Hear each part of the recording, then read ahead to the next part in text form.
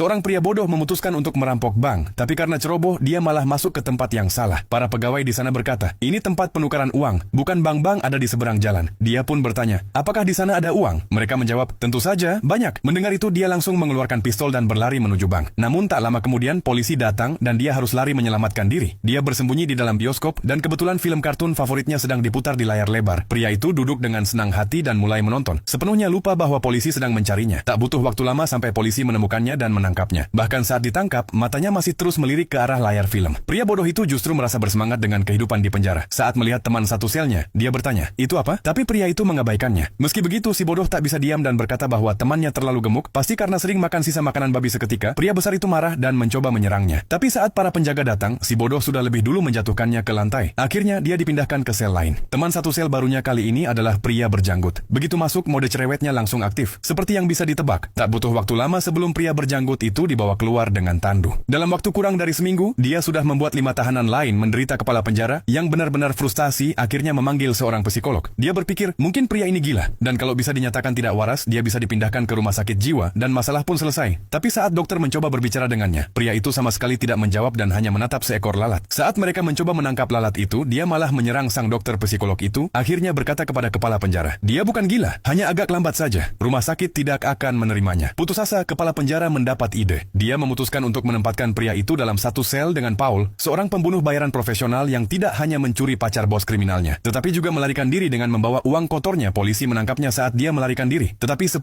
juta dolar yang dia sembunyikan tak pernah ditemukan. Berbagai cara sudah dicoba, tapi kepala penjara tidak bisa membuat Paul bicara. Maka dia berpikir, mungkin si cerewet ini bisa membuat Paul membuka rahasia. Pria bodoh itu sangat senang punya teman baru, dan langsung berbagi rencana kabur. Langkah pertama, pura-pura